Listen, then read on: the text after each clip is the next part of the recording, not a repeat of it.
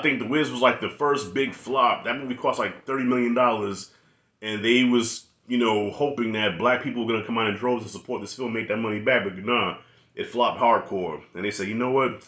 Well, I guess black people don't like movies no more, huh? Pulled the plug, put everybody out of business. Black exploitation era was done.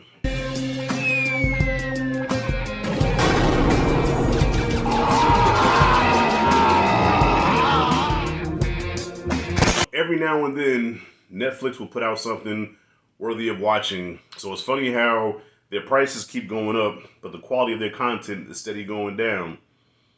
That's no balance there, okay? They haven't been listening to Miyagi, though. There's no balance there. What the hell? So anyway, new documentary just dropped called Is It Black Enough For You? It's made by film critic Elvis. Ooh, I forgot his last name. I just call him Black Elvis. He's a film critic. I think this is his first documentary. So this is a 2-hour long doc about the history of black cinema, which I feel like I have a good knowledge about black cinema. But after watching this documentary, I realized that I don't know shit.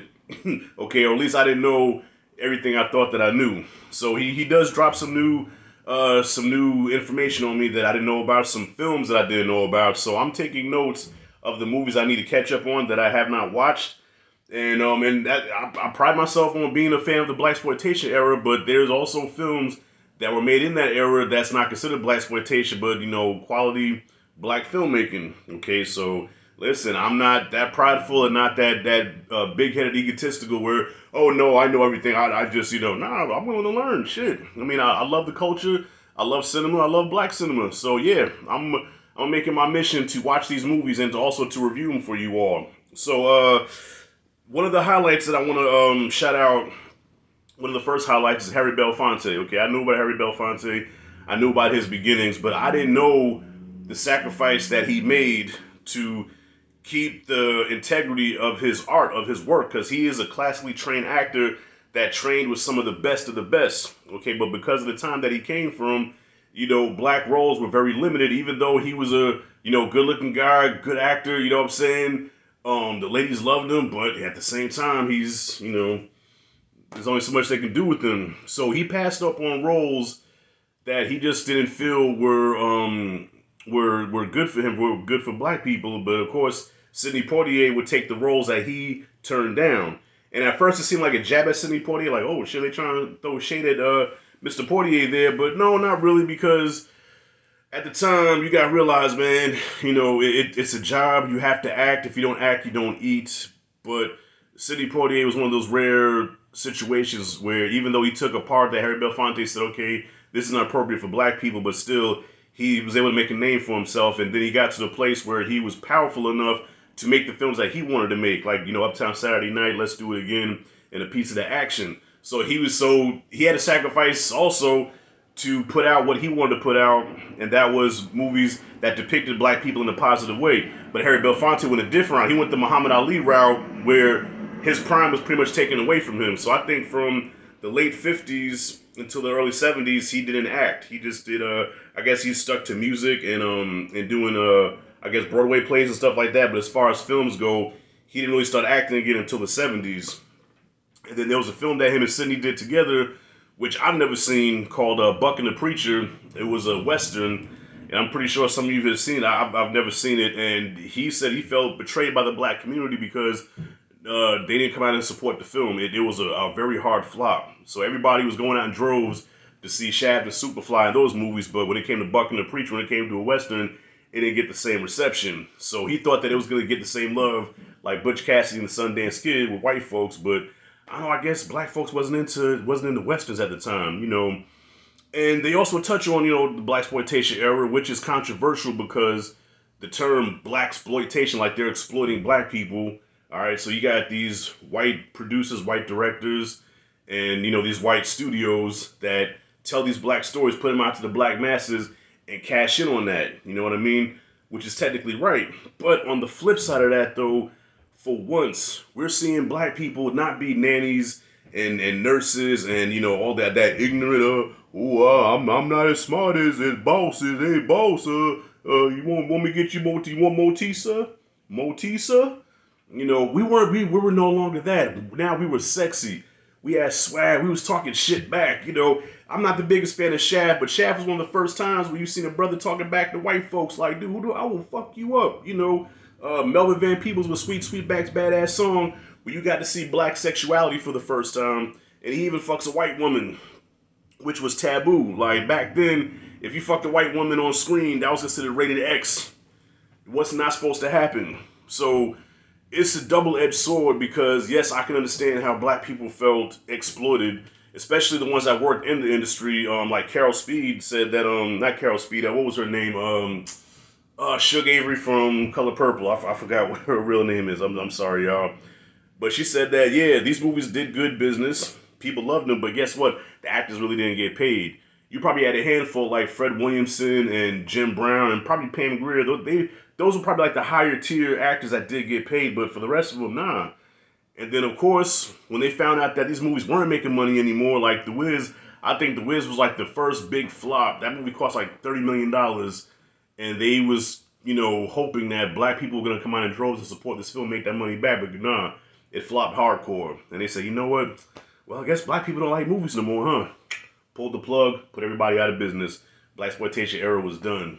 So it was a double-edged sword because on one hand, yes, you know, I can see how people took it negatively, but at the same time, on the flip side of that, it gave a lot of black people work, and it did give black names, like, you know what I'm saying, black people now had a voice, you know, and there were some black filmmakers. You had Ozzie Davis and Gordon Parks Jr., rest in peace, you know. You did have some black filmmakers, but a lot of them were made by white folks. So I did enjoy this documentary. I wish, like I said, I wish it was longer. I wish they could have delved more into more detail because they would talk about it like, okay, like the Let's Do It Again Uptown Saturday Night, the boom, like they go right to something else. Yeah, Pam Grier did Friday Farce, and then Richard Pryor did this, and I'm like, damn, I want to know more, you know. Billy D. Williams, Lady Sings the Blues, you know, and I'm like, yeah, stay on that for a little bit longer, stay on that for a little bit longer. Nope, we gotta get to something else. And also, no mention of Rudy Ray Moore.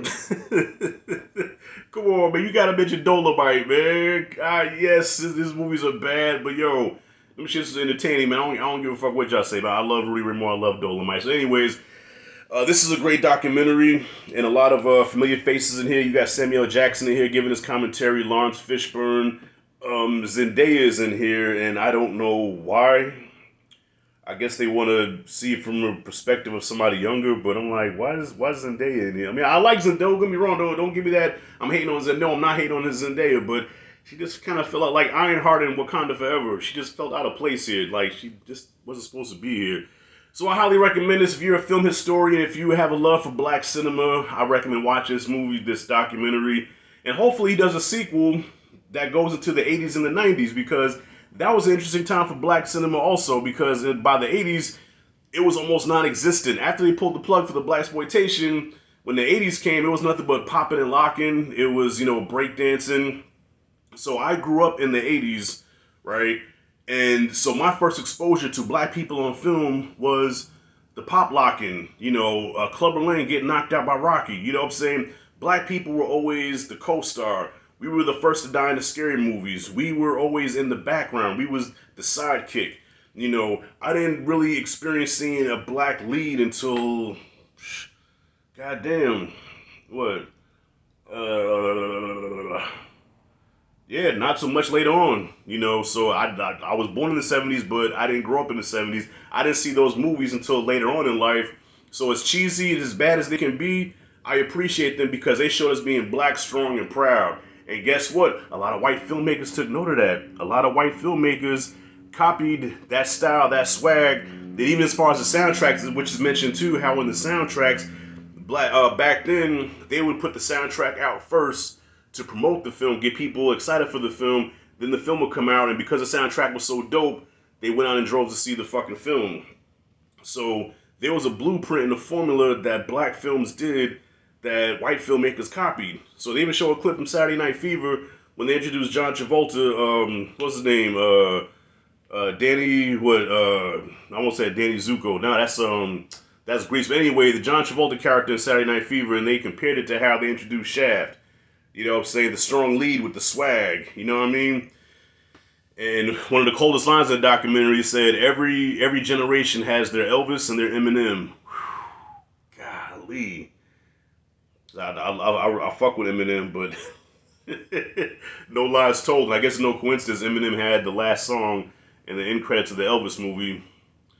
So yeah, I want to see another documentary about the 80s and the 90s because growing up in the Reagan era, you know, I just didn't see black people as being leads. And so that's how I started, that's how I saw myself, to be honest with you.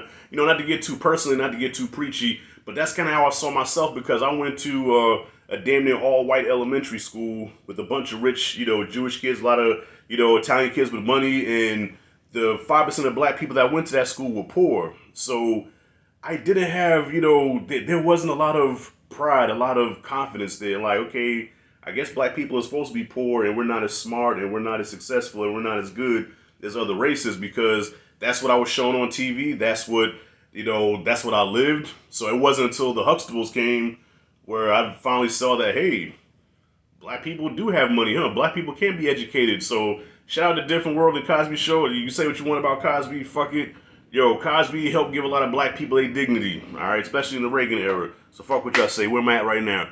Yeah, I feel like I've been rambling too long. So y'all, I love this documentary. Highly recommend watching it. I look forward to part 2 if they make it because damn it, we need it. Because real quick, the 80s wasn't too kind to us, but you know, Cosby gave us hope, and then you had this surgence of black filmmakers coming like Robert Townsend and Spike Lee that came in and said, hey, you know, we're not gone yet. We're not done yet. Okay, the 70s, you know, washed us away, but now we're back, motherfucker. And then when the 90s rolled around, that's when you had a whole renaissance of black films. And I was happy to grow up in that time, you know what I mean? So, yeah, hopefully we get that documentary. So have you seen, can't even talk. Have you seen Is It Black Enough For You? Comment freely below. Let me know what you thought. If you like it, dig this content, hit that like and subscribe notification bell in the corner. This is Rashad G signing out. See you in the next video.